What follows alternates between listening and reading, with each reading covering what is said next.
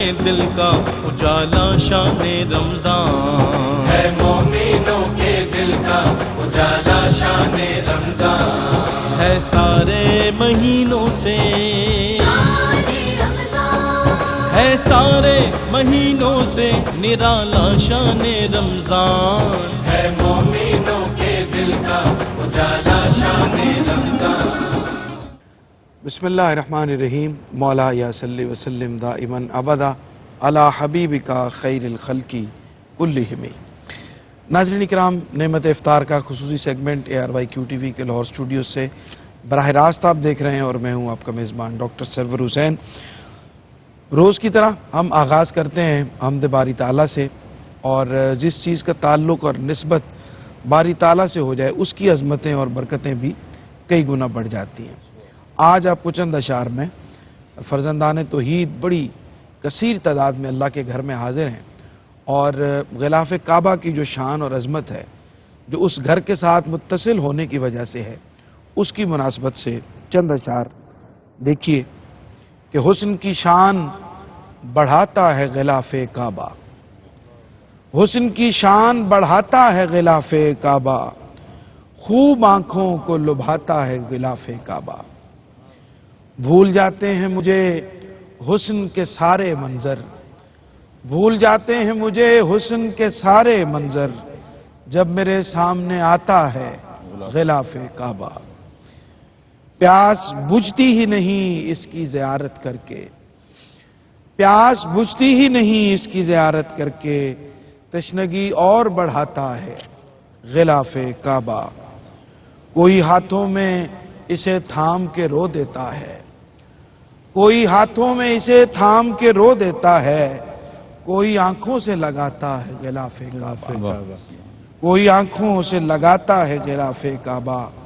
خانہ کعبہ کی دیواروں سے مس ہوتا ہے، کس قدر عظمتیں پاتا ہے غلاف کعبہ، اور اس کی قسمت کی سیاہی سبھی مٹ جاتی ہے جو بھی آنکھوں سے لگاتا ہے غلاف کعبہ۔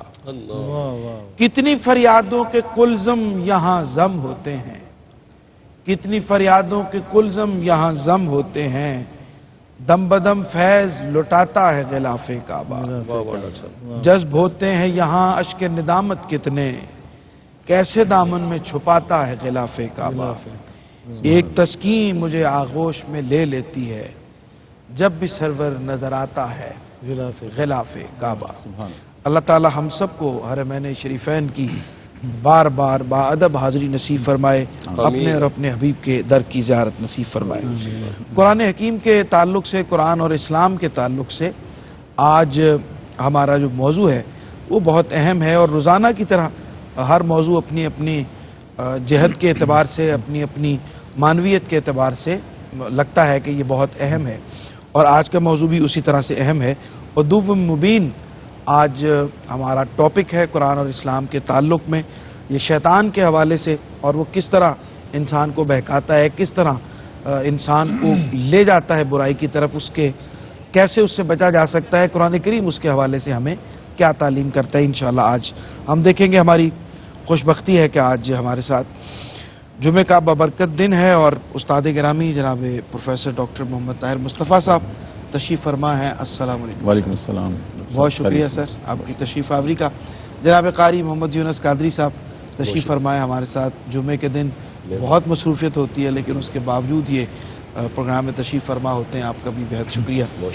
مریدکے سے بہت ہی ممتاز محترم ثنا خاں جناب الحاج محمد علی ظہوری صاحب کے شاگرد جناب احمد علی دانش صاحب ہمارے سے تشریف فرما ہے، آپ کو بھی خوش آمدید کہتے ہیں، اور گزارش ہے بسم اللہ کلام عطا فرمائیں۔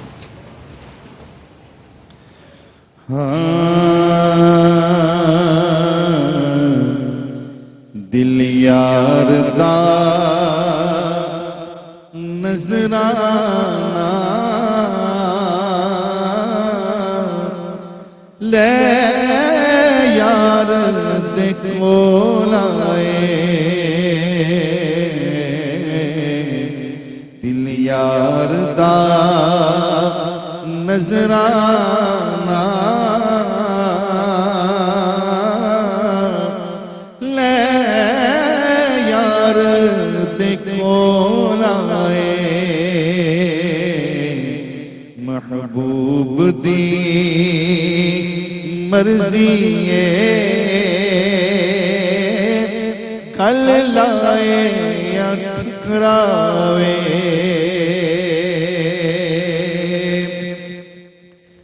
جنت دی نئی خواہش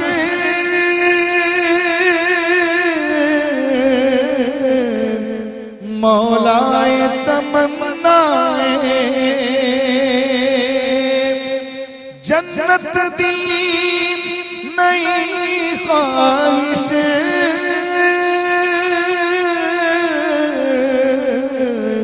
مولا تمنا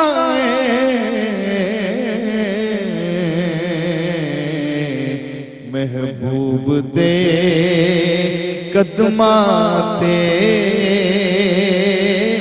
میری جان نکل جائے محبوب دے قدماتے میری جان نکل جائے کون نام سمجھائے کین اپنے جیانو کون نام سمجھائے کین اپنے جیانو جدی کالیاں زلفاں دی رب آپ قسم کھائے جدی کالیاں زلفاں دی رب آپ قسم کھائے اور یار دا تکنا اس رات نہ ہٹنا یار دا تکنا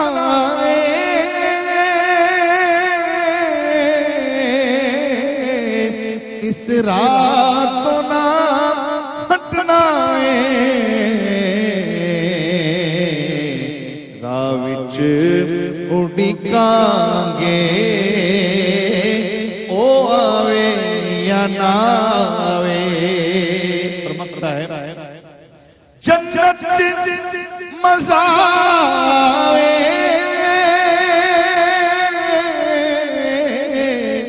سرکار جے فرماوے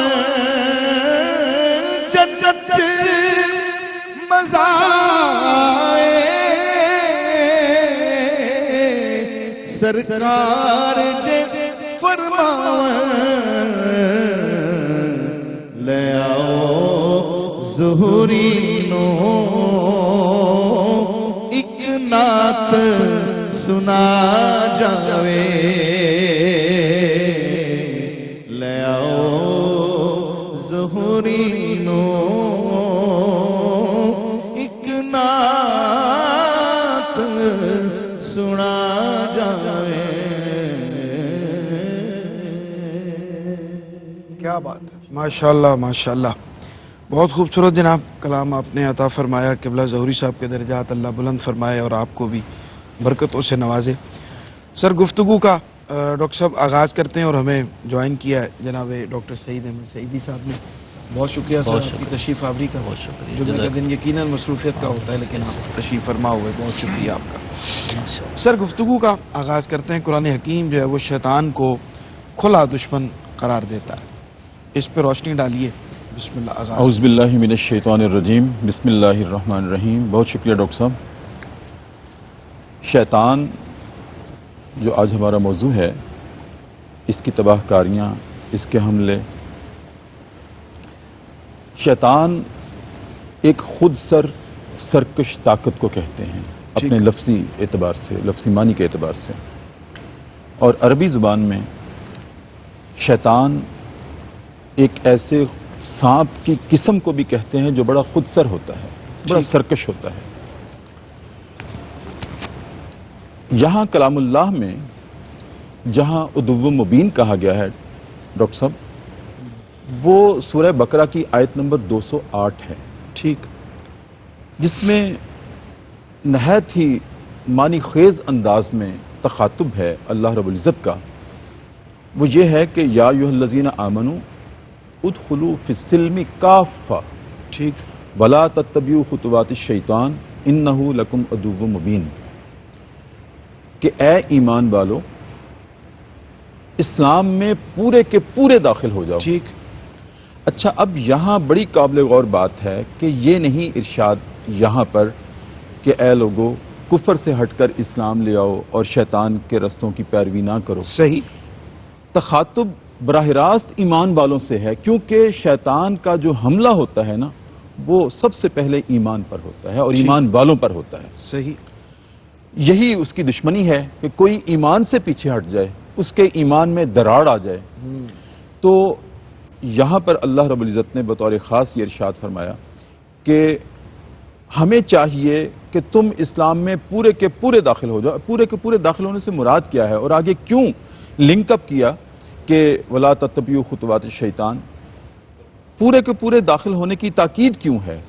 ہم ایمان لا کر سمجھتے ہیں، عمل سے آری رہتے ہیں ٹھیک، کہ ہم اسلام لے آئے، صرف ایمان لانے کو ہم اسلام کہتے ہیں، جبکہ ایمان تو عمل چاہتا ہے۔ ٹھیک، ایمان تو ہمارے عمل کی ایک بنیاد اور فاؤنڈیشن ہوا کرتی ہے۔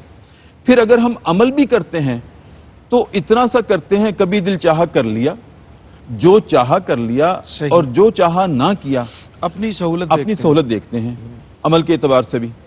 اور پھر بعض اوقات زندگی میں ایسے لمحات اور ایسے مقامات آتے ہیں کہ وہ اسلام کی پیروی نہیں کرتے ہم صحیح، ان لمحات میں، اور وہ کون سے ہوتے ہیں؟ جب ہم کسی پر ظلم کرتے ہیں، ٹھیک، جب ہم کسی کی بے توقیری کرتے ہیں، جب ہم کسی کے ساتھ زیادتی کرتے ہیں، جب ہم ناانصافی کرتے ہیں، تو وہ تمام راستے جو ہیں وہ خطوات الشیطان ہیں، شیطان کے راستے ہیں۔ ٹھیک، تو اللہ رب العزت نے یہاں یہ ارشاد فرمایا کہ یاد رکھو ہمیں چاہیے فل پیکج دین اسلام کا قبول کر لو۔ صحیح، یہ نہیں کہ اپنی سہولت دیکھو، اپنی من مرضی کرو، جہاں دل چاہا تم ایمان لا کر کوئی چھوٹا سا عمل کر لو، یا چھوڑ دو، یا کرو تو غفلت کے ساتھ کرو۔ صحیح، ہمیں چاہیے کہ پوری توجہ الی اللہ کے ساتھ اور پوری خشیت کے ساتھ، پوری رقت کے ساتھ، پوری توجہ کے ساتھ جو بھی عمل کرو تم یہ سامنے رکھ کے کرو کہ میرا اللہ مجھے دیکھ رہا ہے، اور شیطان کی راستوں کی پیروی نہ کرو۔ اور راستے وہی ہیں جہاں اللہ کی نافرمانی ہوگی،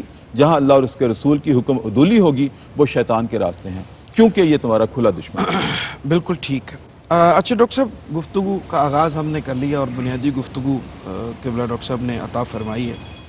قرآن کریم جو ہے وہ کس طرح سے شیطان کے جو مکر و فریب ہیں، جو اس کی چالیں ہیں، جو حق کے راستے سے بھٹکاتا ہے اور اس کو دھساتا چلا جاتا ہے برائی میں، اس کو کس طرح سے بیان کرتا ہے، ہائی لائٹ کرتا ہے اور ہمیں سمجھاتا ہے کہ کس طرح اس سے بچنا ہے۔ اعوذ باللہ من الشیطان الرجیم، بسم اللہ الرحمن الرحیم۔ بہت شکریہ، ڈاکٹر صاحب نے بڑی اچھی جہاد کی طرف متوجہ کیا۔ اس میں ایک تو یہ ہے کہ دشمن کو دشمن سمجھا جائے، صحیح، کہ اللہ نے اسے دشمن قرار دیا، فاتخذوہ عدوا، حکم ہے کہ اسے دشمن سمجھیں۔ صحیح، تو جب آدمی دشمن سمجھتا ہے تو پھر اس سے بچنے کی کوشش بھی کرتا ہے، ٹھیک، اور جب وہ دشمن نہیں سمجھتا تو پھر مسائل پیدا ہو جاتے ہیں۔ جن طریقوں سے شیطان انسان کو پھنساتا ہے، یا جو آپ نے بہت اچھا لفظ بولا، دھساتا چلا جاتا ہے، اس میں پہلا اس کا حملہ یہ ہوتا ہے کہ اگر کوئی کفر میں ہے تو ایمان میں نہ آنے دے، ٹھیک، اگر کوئی برائی میں ہے تو اچھائی میں نہ آنے دے۔ صحیح، پہلا طریقہ وارد امام غزالی نے لکھا۔ اچھا، دوسرا طریقہ ہے، اور یہ قرآن پاک سے ثابت ہے، ظاہر ہے، جو مختلف حملے ہیں۔ دوسرا طریقہ یہ ہے کہ ایک آدمی خیر کے راستے پر جا رہا ہے تو اس کو راستے سے واپس پلٹاتا ہے۔ اچھا، مثلا ہم کسی کام سے نکلے ہیں، کسی خیراتی ادارے میں جا رہے ہیں یا نماز پڑھنے اچانک فون آئے گا، ایک عام سی مثال ہے، ایسی پسوڑی بنے گی، پتہ ہی نہیں چلے گا، اور نماز نکل جائے گی، یا وہ رستہ ہی ہم تبدیل کر دیں، دوسری طرف چلے جائیں گے۔ یہ دو طریقے۔ ٹھیک، تیسرا طریقہ وہ یہ اختیار کرتا ہے سرور بھائی کہ وہ چونکہ انسان کے خون کی طرح گردش کرتا ہے، وہ صحیح، تیسرا وہ ریا میں مبتلا کرتا ہے. اور اگر کوئی خیر کا عمل ہو ہاں بھی بلکہ تو بلکہ اس کا اجر ضائع جی جی بلکہ یہ چوتھا ہے، ریا چوتھا ہے. تیسرا یہ ہے کہ اگر بندہ نماز پڑھنے پہنچ گیا مثال کے طور پر، اب سر سجدے میں ہے تو وسوسہ اندازی کرتا ہے تو نے فلاں جگہ بھی جانا ہے، فلاں جگہ بھی جانا ہے، فلاں جگہ جلدی دھیان کر، بٹا دیتا ہے. وہ دھیان بٹا دیتا ہے. اور آپ دیکھتے ہیں کہ نماز پڑھتے ہی سلام پھرتا ہے، اور اس طرح ہم بے لگام گھوڑوں کی طرح دوڑے جا رہے ہوتے ہیں، وحشی جانوروں کی طرح، سمجھ ہی نہیں آتی نہ نماز کا خیال. تو یہ ایک تیسرا ہے کہ یعنی جس آدمی کو اللہ کی بارگاہ میں جبین نیاز جھکا کے بھی اطمینان کے چند لمحے نصیب نہیں ہوئے تو اس کو اور اطمینان کہاں نصیب ہوگا. صحیح. چوتھا ریا ہے. تو اس کی اگلی جب ٹرن آئے گی تو میں وضاحت کروں گا. پانچواں جو ہے اس میں پھر جو ہے عجب ہے. چھٹا جو ہے وہ ہوس شہرت ہے. اور ساتواں عملہ جو ہے وہ تقدیر کے اندر الجھاتا ہے، وہ یہ فائنل ہوتا ہے. تو جب اگلی ٹرن آئے گی تو ہم ان کو پھر کھولیں گے. بالکل ٹھیک. اچھا قاری صاحب، قرآن کریم میں یہ بتایا گیا ہے کہ شیطان جو ہے وہ کن کن اعمال کو شیطانی قرار دیتا ہے، وہ کون سے اعمال ہیں جو شیطان کے ساتھ منسوب ہیں اور وہ ایمان والوں کو اور خیر کا عمل کرنے والوں کو ان کی طرف لے کے جاتا ہے. اس پہ ہم بات کرتے ہیں، لیکن ایک چھوٹا سا وقفہ ہے آپ کے اور ہمارے درمیان، اور ہم اس مختصر سے بریک کے بعد دوبارہ حاضر ہو کر یہیں سے اسی سوال پہ واپس آتے ہیں. جی ناظرین، خوش آمدید کہتے ہیں وقفے کے بعد آپ کو. پروگرام دیکھ رہے ہیں آپ قرآن اور اسلام، اور بریک پہ جانے سے پہلے سوال میں نے قاری صاحب کی خدمت میں عرض کیا تھا کہ قرآن حکیم جو ہے وہ کون کون سے ایسے اعمال ہیں جن کو پن پوائنٹ کرتا ہے کہ یہ شیطانی اعمال ہیں، ان سے بچنے کی ضرورت ہے اور اس سے اپنے آپ کو محفوظ رکھنا ہے. جی محترم ڈاکٹر صاحب، میں عرض کرتا ہوں جی قبلہ استاد محترم ڈاکٹر صاحب نے بھی اور قبلہ سعیدی صاحب نے بھی ماشاءاللہ بہت خوبصورت رہنمائی عطا فرمائی ہے. قرآن پاک میں خالق کائنات نے کئی مقامات ہیں اس کے ذکر فرمایا. وَلَا تُبَذِّرْ تَبْذِيرًا إِنَّ الْمُبَذِّرِينَ كَانُوا إِخْوَانَ الشَّيَاطِينِ وَكَانَ الشَّيْطَانُ لِرَبِّهِ كَفُورًا.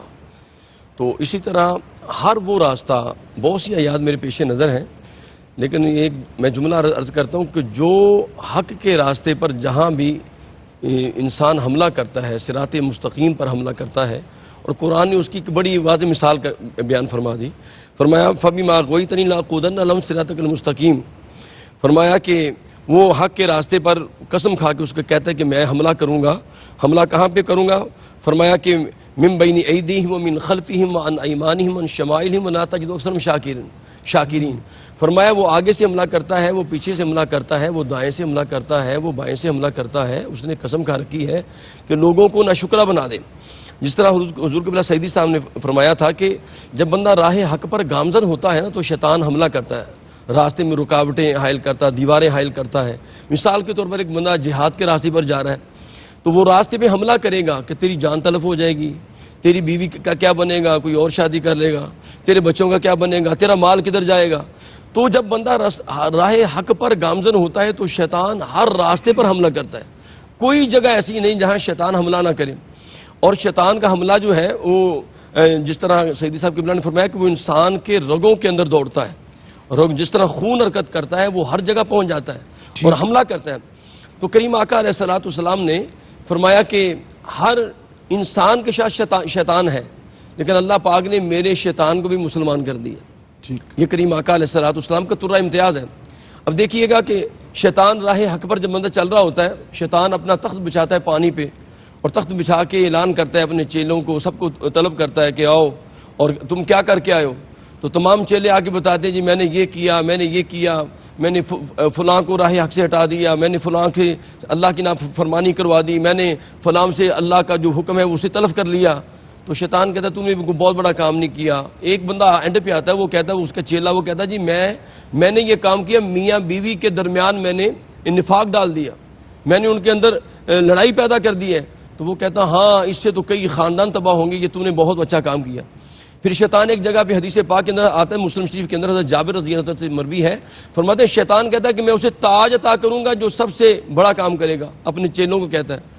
تو جناب بہت سے شیطان اس کے سامنے آتے ہیں، آگے کہتے ہیں جی میں نے آج یہ کیا، میں نے راہ حق سے لوگوں کو ہٹا دیا، نماز پڑھنے جا رہا تھا میں نے نماز سے رکاوٹ ڈالی، اسے پھر دوبارہ گھر میں نے کسی اور کام میں مصروف کر دیا. وہ زکوٰۃ دینے جا رہا تھا، میں نے اس کے راہ حق سے گامزن تھا، میں نے حق سے ہٹا دیا. یہاں تک ایک بندہ کہتا ہے کہ میں نے میاں بیوی کے درمیان لڑائی ڈال دی، میں نے ماں باپ کی نافرمانی کی. تو وہ کہتا ہے یہاں تک کہ میں نے مشرک بنا دیا. وہ کہتا ہے جی مشرک بھی کبھی اسلام لا سکتا ہے, رجوع کر سکتا ہے, ماں باپ کا گستاخ بھی رجوع کر سکتا ہے, میاں بیوی بھی آپس میں رجوع کر سکتے ہیں, لیکن ایک شخص آگے کہتا ہے کہ میں نے اتنا شیطانی عمل کیا کہ میں نے قتل کروا دیا. تو شیطان اپنا تاج اٹھا کے اس کے سر پہ ڈال دیتا ہے کہ تو نے قتل کر کے سب سے بڑا کام کیا ہے. تو شیطان ہر جگہ پہ حملہ کرتا ہے, اور سب سے بڑا جو حملہ شیطان کا ہے وہ تکبر کا ہے. اور پھر اس کے بعد قبلہ ڈاکٹر صاحب یہ دیکھیں کہ بندہ نیک عمل بھی کرے نا, یہ عمل صالح کرے, مال دیتا ہے, زکوٰۃ دیتا ہے. قرآن کہتے ہیں اپنے مال اور اپنے مالوں کو ضائع نہ کرو, منا و اذا, اذیت دے کے, وَلَا تُبْطِلُوا صَدَقَاتِكُمْ بِالْمَنِّ وَالْأَذَىٰ. حالانکہ بندہ نیک عمل کر رہا ہے, صالح عمل کر رہا ہے, اللہ کی راہ میں مال دے رہا ہے, لیکن رب کائنات فرماتے ہیں جب تم اذیت دیتے ہو, دکھاوا کرتے ہو, احسان جتلاتے ہو, تو وہ عمل ضائع ہو جاتا ہے. اور معروف حدیث پاک ہے کہ قیامت کے دن 3 لوگ سب سے پہلے جہنم میں جائیں گے. ایک عالم دین کی بابت کہا, ایک سخی کی بابت کہا, ایک شہید کی بابت کہا. تو وہ کہیں گے مالک ہم نے تو تیری خاطر جان دے دی. فرمایا نہیں, تمہارا یہ تھا کہ دکھاوا ہو جائے, لوگ مجھے شہید کہیں, تو دنیا نے کہہ دیا. سخی کہے گا تیری بارگاہ میں مال دیا. اسی طرح اہل علم کا کہے گا کہ تیرے لیے میں نے ساری زندگی دین پر گامزن ہو کے لوگوں کو تبلیغ کی. تو رب کائنات فرماتے ہیں کہ یہ دکھاوا کر کے شیطان سب سے بڑا حملہ یہ کرتا ہے کہ عمل صالح کے اندر دکھاوا ہوتا ہے, وہ عمل بھی ضائع ہو جاتا ہے. بالکل ٹھیک. اچھا ڈاکٹر صاحب, جو شیطانی وسوسے ہیں, بہکاوے ہیں, جو خیالات ہیں, اور یہ انسان کو موڑ دیتے ہیں, اس کی مزاج اور طبیعت کو اس کی تبدیل کرنے کا باعث بنتے ہیں. اس کے مقاصد تو ظاہر ہے کہ خیر کے کام سے اس کو ہٹانا. اس کے نقصانات کیا ہیں اور ان سے کیسے بچا جا سکتا ہے؟ دیکھیں ڈاکٹر صاحب, شیطان کو جو اللہ نے طاقت دی ہے, پہلے تو یہ دیکھنا چاہیے کہ اس کا مقصد کیا تھا. یہ جو اس کو قوت دی, وساوس کے ذریعے سے خیر کے کام سے موڑ دینا, صالحیت سے ہٹا دینا, اس میں انسان کی آزمائش درکار تھی. ٹھیک. اللہ رب العزت نے انسان کو سب کو نیک نہیں کر دیا, سب کو صالح نہیں کر دیا. جی. اس کے سامنے آپشنز رکھ دی ہیں. ایک نیکی ہے, ایک بدی کی طاقت ہے, ایک نیکی کی طاقت ہے. نیکی کی طاقت صالحیت ہے, وہ ایمان ہے اور وہ صالح عمل ہے, اور بدی کی طاقت وہ شیطان ہے. انسان کو اختیار دے دیا ہے کہ ہم تجھے عقل و شعور دے کر اختیار دے رہے ہیں کہ جس کو چاہو اپنا لو.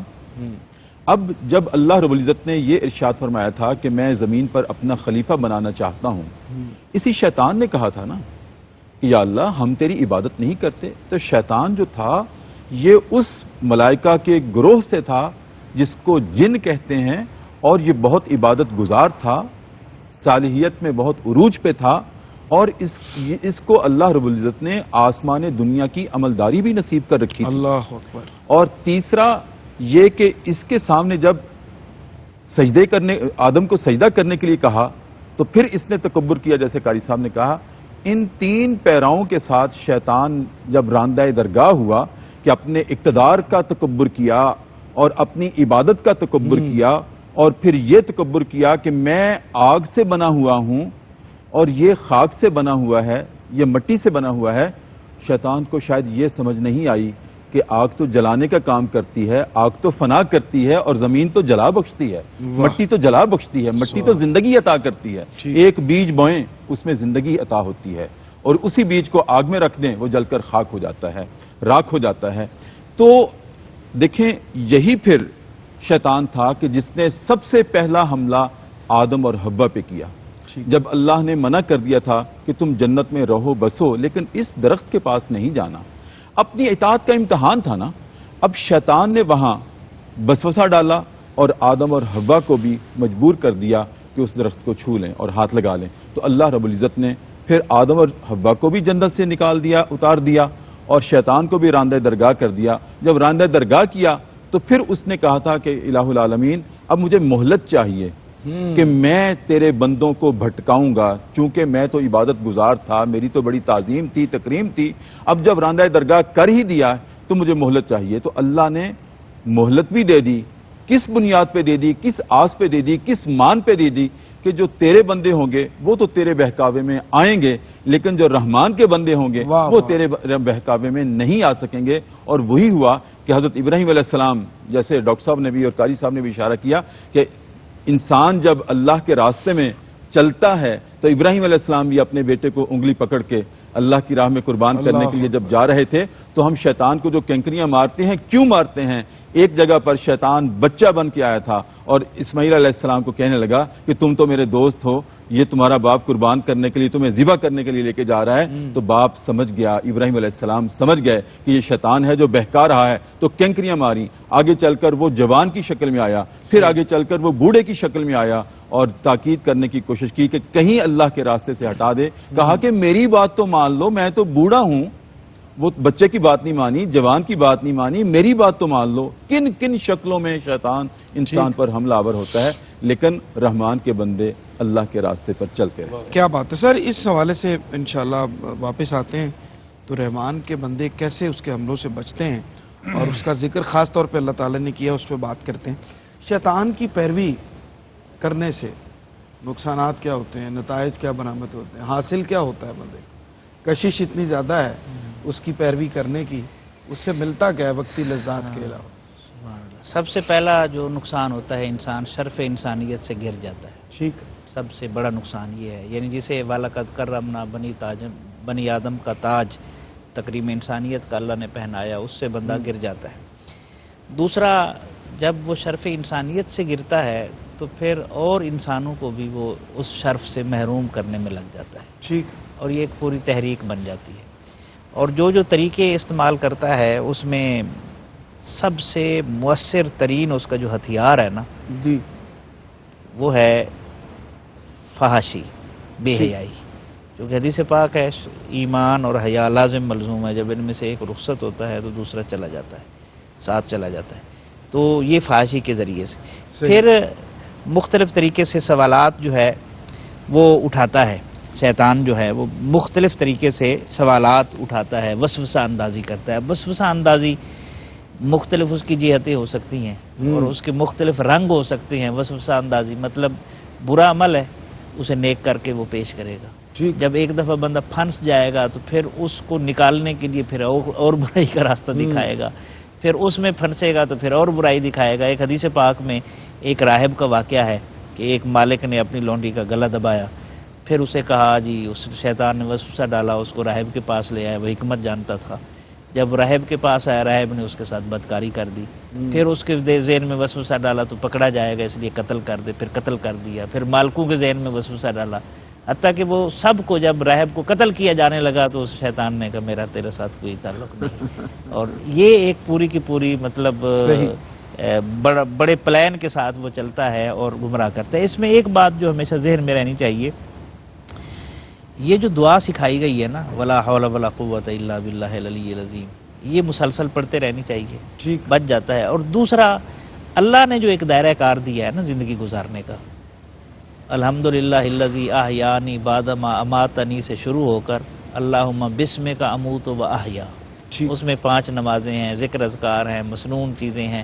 اگر اس حصار کے اندر بندہ رہے نا تو شیطان سے میکسیمم محفوظ رہتا ہے۔ اور ڈاکٹر صاحب دعا ہے نا، اللہم اعوذ بک من ہمزات الشیاطین، ہاں جی، یہ بھی تو ہے۔ تو جب اس حصار سے نکل جاتا ہے تو پھر کبھی اپنی مصروفیت کے لیے جو نماز نہیں پڑھتا، تلاوت نہیں کرتا، پھر اپنے وقت تو گزارنا ہے، پھر وہ مختلف قسم کے شوق اس میں ڈال دیتا ہے، اس سے پھر مسائل پیدا ہوتے ہیں۔ ٹھیک، بالکل ٹھیک۔ اچھا قاری صاحب، شیطان جو ہے وہ کس طرح بندہ مومن کو نیکی سے دور کرتا ہے، اس کے ایمان پر حملہ آور ہوتا ہے اور اس کو خیر کے راستے سے ہٹا کر برائی کے راستے کی طرف، ایک جا رہا ہے بندہ نیکی کی طرف، اور اس کو روکتا ہے کس طرح سے اس کو ایمان کے دائرے سے بھی باہر لے جاتا ہے آہستہ آہستہ؟ محترم ڈاکٹر صاحب، شیطان تو دنیا کی چمک دمک سامنے لے کے آتا ہے نا انسان کے سامنے، اور اس جب چمک دمک پہ جب وہ اس کا دل اس کے اوپر آ جاتا ہے تو ظاہر ہے وہ دنیا کی چمک دمک جو ہے وہ اسے راہ حق سے جو گامزن ہوتا ہے وہ ہٹا دیتی ہے۔ میں یہ بات عرض کرتا ہوں، جس طرح قبلہ سیدی صاحب نے، استادوں نے بھی اشارہ کیا کہ انسان اگر چاہتا ہے کہ شیطان سے بچے، اس کا طریقہ کیا ہے؟ سرکار دو عالم نے خود بیان فرمایا، ایک شخص سرکار دو عالم کے سامنے بڑے غصے میں تھا اور جناب اتنا غصہ کہ چہرہ سرخ ہو اور لال پڑ گیا. ایسا تو غصہ کا پیغام اس حان ساتھ نام کے غصہ جی قیمت مسئلہ ہو آیا بند آپ سامنے مرد شیطان ان سپر اس میں حضرت عقاب کا تجربہ اور اللہ سبحانہ کا ایک شخص جو ذات کی کو لیا تو اس نے جناب کہا جی میں غریب آدمی ہوں, میرے بچے چھوٹے ہیں, یہ آپ نے ترس آیا چھوڑ دیا. سرکار دو عالم کی بارگاہ میں صبح فجر کی نماز پڑھی. کریم آقا علیہ الصلوۃ والسلام نے خود ہی فرمایا ابو ہریرہ اس قیدی کا کیا بنا, سرکار نے خود ہی بیان کر دیا یا رسول اللہ وہ اس طرح آیا تھا تو وہ اس نے منت سماجت کی میں نے چھوڑ دیا. سرکار دو عالم نے فرمایا صبح پھر آئے گا, رات کو پھر آئے گا. وہ رات کو پھر آیا, پھر منت سماجت کی. سرکار دو عالم نے پھر فرمایا صبح وہ پھر آئے گا. تیسری رات جب آیا نا تو ابو ہریرہ نے کہا اب میں تمہیں نہیں چھوڑوں گا, اب دربار مصطفیٰ میں لے کے ہی جاؤں گا. اس نے کہا مجھے چھوڑ دے, میں تمہیں ایسا وظیفہ بتاتا ہوں کبھی شیطان تیرے گھر میں آئے گا ہی نہیں, بالکل ٹھیک تیرا محال بھی محفوظ رہے وظیفہ گا. آپ سے سنتے ہیں لیکن ایک چھوٹے سے وقفے کے بعد. ناظرین انتظار کیجئے جی, قاری صاحب بڑا اہم وظیفہ آپ کو بتا رہے ہیں حدیث کی روشنی میں. لوٹتے ہیں ایک چھوٹے سے وقفے کے بعد. ہے سارے مہینوں سے ہے سارے مہینوں سے نرالا شان رمضان. حضرت عبداللہ بن عمرو رضی اللہ عنہ بیان کرتے ہیں کہ نبی کریم صلی اللہ علیہ وآلہ وسلم نے ارشاد فرمایا بے شک روزے داروں کے لیے افطار کے وقت کی دعا ایسی دعا ہوتی ہے جو رد نہیں کی جاتی. Brought to you by Olivia Hair Color. Olivia, شکریہ.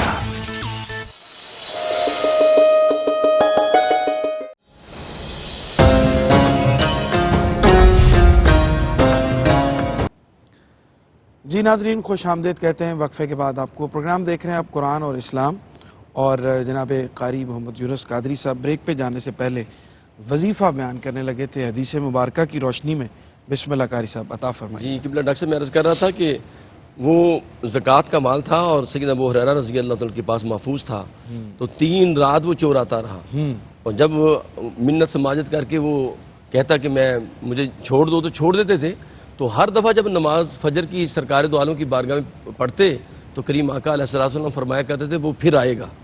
اور تیسری رات جب آیا تو اس نے کہا جی مجھے آج چھوڑ دو, میں ایسا آپ کو ایک کلمہ دے دیتا ہوں, ایسا وظیفہ بتا دیتا ہوں, اگر وہ وظیفہ آپ کر لیں گے اور پڑھ لیں گے تو انشاءاللہ شیطان آپ کے پاس نہیں آئے گا. یہ شیطان ہی تو بتا رہا تھا. تو جناب حضور کی بارگاہ میں ابو ہریرہ رضی اللہ عنہ پھر حاضر ہوئے. سرکار نے فرمایا کیا بنا اس قیدی کا؟ یا رسول اللہ اس کو اس نے چھوڑ دیا لیکن یہ کلمہ دے گیا. سرکار نے دعا میں فرمایا تھا وہ شیطان لیکن بات سچی کر گیا, کلمہ تو عطا فرما, کلمہ عطا فرما گیا. اور یہ جو وظیفہ ہے نا آیت الکرسی کا, جس گھر میں لکھی ہو اور جو بندہ پڑھے اس کو وظیفہ کرے تو اس کی برکات اس گھر میں داخل ہوتی ہیں. اور پھر اسی طرح رب کائنات نے سورہ بقرہ کی جو آخری آیات ہیں اس کے اندر بھی یہ برکتیں عطا فرمائی ہیں. آمن الرسول سے لے کر آخر تک وہ بھی وظیفہ ہے. تو جو بندہ یہ پڑھ لے لا حول ولا قوت الا باللہ العلی العظیم پڑھ لے, اللہ پاک اس سے شیطان کو دور کر دیتا ہے.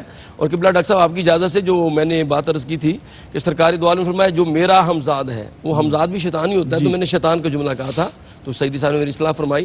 تو سرکار دو عالم نے فرمایا کہ میرا ہمزاد بھی مجھے برائی کا حکم نہیں دیتا, تو میرا ہمزاد جو ہے وہ مجھے وہ بھی اچھائی کی طرف ہی کہے گا, برائی کی طرف نہیں کہے گا. تو شیطان سے بچنے کا بہترین طریقہ یہ ہے, سرکار دو عالم نے فرمایا ہر نماز کے بعد آیت الکرسی کا وظیفہ کرو. کیا بات, سبحان اللہ. اچھا ڈاکٹر صاحب کوئی شارٹ کٹ کیسے اس سے بچنا ہے اور کس طرح اپنے آپ کو صراط مستقیم پر شیطان سے بچنے کے لیے جیسے بہت سارے نسخے بتائے, سب سے اکثر نسخہ یہ ہے, تھوڑا سا مشکل تو ہے لیکن وہ اپنے نفس کے ساتھ مجاہدہ ہے. ٹھیک, اس کی لڑنا پڑتا ہے اپنے ساتھ, ایسا آسان نہیں ہے. بالکل. ایک مشہور بات ہے کہ ایک ہندو پنڈت تھے, وہ طبیب تھے, علاج کیا کرتے تھے اور لوگ بہت دور دور سے آیا کرتے تھے ان سے علاج کروانے کے لیے. لیکن جب کوئی مریض ان کے پاس جاتا تھا وہ کوئی پڑیا نہیں دیتے تھے, وہ کہتے تھے کہ میری آنکھوں میں دیکھو, چند لمحے پلک نہیں جھپکنی, میری آنکھوں میں دیکھو, اور مریض ٹھیک ہو جاتا تھا. اچھا. ایک دن ایک ولی کامل, اولیاء پر آزمائشیں بیماریاں بھی آتی ہیں, بیمار ہوئے تو بہت علاج کروایا. کسی نے کہا کہ حضرت وہ پنڈت ہے ڈاکٹر صاحب, اس کے پاس چلے چلتے ہیں. حضرت نے کہا نہیں وہ ہندو ہے, میں نہیں جاؤں گا. پھر علاج کرواتے رہے. پھر 6 مہینے بعد کہا کہ حضرت وہ کون سا کوئی کھانے کے لیے پڑیا دیتا ہے, وہ چند لمحے دیکھتا ہے, چلے جاتے ہیں. چلے گئے. اپنی باری پہ جب ایک طرف ولی کامل ہیں ایک طرف وہ ہندو پنڈت ہے تو انہوں نے کہا کہ حضرت کیا بات ہے، بتایا یہ بیماری ہے بڑے عرصے سے ہے، کہا میری طرف دیکھیے گا، دیکھا بیماری کافور ہو گئی۔ حضرت نے پوچھا کیا بات ہے، نمازیں ہم پڑھ پڑھ کے تھک گئے، تہجد ہم پڑھ پڑھ کے تھک گئے، تمہارے اندر یہ وصف آیا تو آیا کیسے کہ چند لمحے مریض کی طرف دیکھتے ہو ٹھیک ہو جاتے ہو؟ کہتا حضرت چھوڑیں بس آپ کو علاج سے اگرستی ہو گیا۔ کہتا نہیں مجھے بتاؤ۔ جب ضد کی تو اس نے بتایا کہ میں نے اپنے نفس کے ساتھ مجاہدہ کیا ہے۔ کیا مجاہدہ کیا ہے کہ میں نے اس کی بات نہیں مانی، اگر دھوپ میں بیٹھا ہوں تو دل کیا چھاؤں میں بیٹھ جاؤں، نہیں میں دھوپ میں بیٹھا ہوں، پیاس لگی ہے دل چاہا پانی پی لوں، نہیں میں پیاسا رہا ہوں، بھوک لگی دل چاہا کھانا کھا لوں، نہیں میں بھوکا ہی رہا ہوں، تو میں نے اس کو مارا ہے تو بس میرے رام نے مجھے دے دیا۔ اب دوسری طرف ولی کامل ہیں، وہ کہنے لگے پنڈت جی کبھی دل چاہا ہے کہ مسلمان بھی ہو جاؤں؟ بات تو آپ نے الٹ ہی کرنی نا اس کے، دل چاہے کبھی مسلمان ہو جاؤں؟ کہا کہ نہیں۔ کہا پھر ہوتے کیوں نہیں؟ واہ جی واہ۔ چونکہ ایک طرف وہ قوت تھی جو شیطان سے مس رکھتی تھی کہ کفر پر مائل تھی، ایمان نہیں لانے دے رہی تھی، اور ایک طرف ولی کامل تھے۔ جب یہ قوتیں ٹکرائیں تو اللہ نے فتح کس کو نصیب کی؟ جب ولی کامل نے یہ کہا پھر ہوتے کیوں نہیں؟ کہا حضرت ہاتھوں میں ہاتھ نے کلمہ پڑھائی۔ کیا بات۔ اور پھر اس کے بعد یہ نوبت آ جاتی ہے ڈاکٹر صاحب کہ امام ابو حنیفہ ایک دن ان کی تہجد مس ہو گئی تو گریہ زاری کی، بہت روئے، تو اگلے دن پھر جب سو رہے تھے تو ایک اجنبی شخص ان کو جگا رہا ہے کہ حضرت اٹھیں تہجد پڑھ لیں۔ تو آپ نے امام ابو حنیفہ نے دیکھا کہ جانا پہچانا نہیں ہے، فوراً سمجھ گئے کہ لگتا ہے شیطان ہے۔ کہا کہ تم کون ہو؟ کہا کہ میں شیطان ہوں۔ کہا کہ پھر تمہارا کام تو نیکی سے ہٹانا ہے، راستے سے ہٹانا ہے، تم کیوں مجھے تہجد کی ترغیب دے رہے ہو؟ ٹھیک۔ کہا حضرت میں اس لیے دے رہا ہوں کہ کل آپ کی تہجد مس ہو گئی تھی، جس طرح سے آپ نے اللہ کی بارگاہ میں گریہ زاری کی تھی نا، گڑ گڑائے تھے، مجھے وہ منظور نہیں ہے ٹھیک کہ آج پھر مس ہو جائے تو پھر آپ اللہ کے حضور گریہ زاری کریں۔ اللہ اکبر، تو اللہ آپ اکبر، پڑھ ہی لیں۔ بالکل ٹھیک۔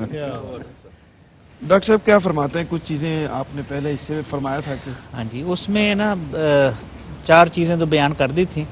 ریا انہوں نے بھی ذکر فرما دیا قاری صاحب، شیطان روک نہ دے نا کہ کہیں آپ کو بیان کرنے سے روک نہ جائیں، اس لیے میں نے مہربانی جناب، مکمل آپ کے آپ سپرد کر صاحب اختیار ہیں، صاحب تسلط ہیں، ماشاءاللہ سلامت رہیں۔ جو 5ویں بیماری ہے نا وہ ہے عجب کی بیماری۔ ٹھیک۔ یہ بڑی خطرناک بیماری ہے جسے عرف عام میں نرگسیت کہتے ہیں۔ کیا کہتے ہیں ڈاکٹر صاحب؟ نرگسیت۔ اس سے بھی مشکل ہے، پہلے سے بھی مشکل ہے، عجب سے بھی مشکل۔ کوئی آسان کریں نا۔ اچھا، نرگسیت یہ ہوتا ہے کہ بندہ خود پسندی، اپنے آپ کو دیکھتا رہے کہ میں ہی ہوں، اور اپنے حصار سے باہر ہی نہ نکلے نا۔ ایسے لوگ بے شمار ہوتے ہیں اور ہر جگہ پر ہوتے ہیں۔ تو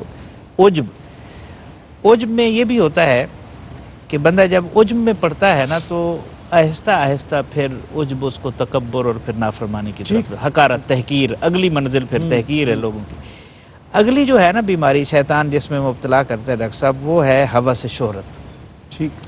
شیطان دیتا ہے پہلے تسلی، بس عبادت کر، خود بخود لوگوں کو پتہ چل جائے گا، خود بخود ہو جائے گا۔ پھر آہستہ آہستہ آہستہ آہستہ یہ نوبت آتی ہے کہ انسان اشتہاروں کی صورت میں کھمبوں پر لٹکا ہوتا ہے اور پھر یہ تشہیر پھر آپ کا اشارہ کس کی طرف ہے؟ کیونکہ کافی لوگ بیٹھے ہیں یہاں۔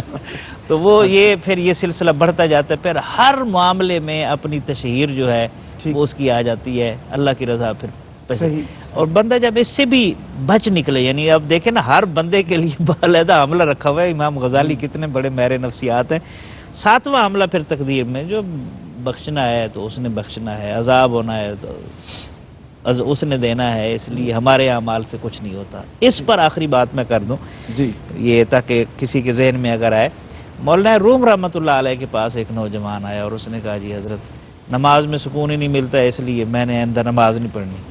آپ نے اسے بلایا، بٹھایا، بادشاہت کی، اس کی اپنے مطلب شفقت کے حصار میں لے آئے۔ پھر میں بیٹا کیوں نہیں پڑھنی؟ اس نے کہا جی لطف ہی نہیں آتا، ہمارے بچے بھی جذباتی ہوتے ہیں اس طرح۔ تو آپ نے فرمایا بیٹا آپ نے حقے کا پانی دیکھا ہے؟ اس نے کہا جی دیکھا ہے۔ کبھی آپ کے گھر میں سالن پکانے میں استعمال ہوا ہے؟ اس نے کہا نہیں حضرت کڑوا ہو جائے گا۔ کوئی آٹا گوندنے میں؟ کہا نہیں۔ معقولات مشروبات کسی میں؟ ٹھیک حضرت نہیں، ذائقہ نہیں رہے گا۔ آپ نے فرمایا اگر آگ جل رہی ہو اس کے اوپر یہ پانی ڈالا جائے تو بجھ جائے گی؟ اس نے کہا آگ تو بجھ جائے گی، پانی تو ہے نا۔ आपने फरमाया बेटा नमाज नहीं छोड़नी, और कुछ ना हुआ तो ये तेरे टूटे फूटे सजदे जहन्नम की आग अल्लाह जरूर बुझा देंगे। अल्लाह अकबर। इसलिए कोशिश जारी रखनी चाहिए, बाकी नतीजा अल्लाह के ऊपर। बिल्कुल ठीक। बहुत शुक्रिया जनाब डॉक्टर मोहम्मद ताहिर मुस्तफ़ा साहब, उस्ताद गिरामी, आपकी तशरीफ़ आवरी का। जनाब कारी मोहम्मद यूनुस कादरी साहब, आपका बेहद शुक्रिया। जनाब डॉक्टर सईद अहमद सईदी साहब, आपका सर बेहद शुक्रिया। और जनाब अहमद अली दानिश, आपका बेहद शुक्रिया। भी कलाम इंशाअल्लाह हम आपसे लेते हैं, और सिलसिला इंतखाब कलाम जो आपका पसंदीदा है, और उसमें मैं भी कोशिश करता हूँ कि कोई ना कोई अच्छी नात और अच्छे अशार आपके लिए लेके आऊँ। अहमद फराज हमारे अहद के बहुत मोतबर मोहतरम गज़ल के शायर हैं, लेकिन उनकी नात आज आपके लिए मैं लेके आया हूँ कि मेरे रसूल के निस्बत तुझे उजालों से, मेरे रसूल के निस्बत तुझे उजालों से, मैं तेरा जिक्र करूं सुबहों के हवालों से, मैं तेरा जिक्र करूं सुबह के हवाले से, न मेरी नात की मोहताज ज़ात है तेरी, न मेरी नात की मोहताज ज़ात है तेरी, न तेरी मदहा है मुमकिन मेरे ख्यालों से, न तेरी मदहा है मुमकिन मेरे ख्यालों से, तू रोशनी का पैगंबर है और मेरी तारीख, तू रोशनी का पैगंबर है और मेरी तारीख भरी पड़ी है शब जुल्म के मिसालों से, भरी पड़ी है शब जुल्म की मिसालों से, तेरा पैगाम मोहब्बत था और मेरे यहाँ, तेरा पैगाम मोहब्बत था और मेरे यहाँ, दिलो दमाग है पुर नफरतों के जालों से, दिलो दमाग है पुर नफरतों के जालों से। और शेर देखिए, ये इफ्तिखार है तेरा कि मेरे अर्श मकाम, ये इफ्तिखार है तेरा कि मेरे अर्श मकाम, तो हम कलाम रहा है ज़मीन वालों से, तो हम कलाम रहा है ज़मीन वालों से। मैं बेबिसात सा शायर हूँ पर करम तेरा, मैं बेबिसात सा शायर हूँ पर करम तेरा, कि बाशरफ हूँ क़ुबाओ कुलाह वालों से, मेरे रसूल के निस्बत तुझे उजालों से, मैं तेरा जिक्र करूँ सुबह के हवालों से। कलाम शामिल करते हैं जनाब अहमद अली दानिश, हमारे साथ तशरीफ़ फरमा। शुक्रिया डॉक्टर साहब। दिलों से गम मिटाता है मुहम्मद नाम ऐसा है, नगर उजड़े बसाता है मुहम्मद नाम ऐसा है, दिलों से गम मिटाता है मुहम्मद नाम ऐसा है, उन्हीं के नाम से पाई फकीरों ने शहंशाही, उन्हीं के नाम से पाई फकीरों ने शहंशाही, खुदा से भी मिलाता है मुहम्मद नाम ऐसा है, खुदा से भी मिलाता है मुहम्मद नाम ऐसा है, मुहब्बत के कवल खिलते हैं उनको याद करने से, मुहब्बत के कवल खिलते हैं उनको याद करने से, बड़ी खुशबुएं लाता है मुहम्मद नाम ऐसा है, नगर उजड़े بساتا ہے محمد نام ایسا ہے، اور مدد حاصل ہے مجھ کو ہر گھڑی شاہ مدینہ کی، مدد حاصل ہے مجھ کو ہر گھڑی شاہ مدینہ کی، میری بگڑی بناتا ہے محمد نام ایسا ہے، میری بگڑی بناتا ہے محمد نام ایسا ہے، اور انہی کے ذکر سے روشن رتیں پھر لوٹ آتی ہیں، انہی کے ذکر سے روشن رتیں پھر لوٹ آتی ہیں، نصیبوں کو جگاتا ہے محمد نام ایسا ہے، میں فخری فکر دنیا آخرت سب بھول جاتا ہوں، میں فخری فکر دنیا سب بھول جاتا ہوں، مجھے جب یاد آتا ہے محمد نام ایسا ہے، مجھے جب یاد آتا ہے محمد نام ایسا ہے، دلوں سے غم مٹاتا ہے سارے مہینوں سے،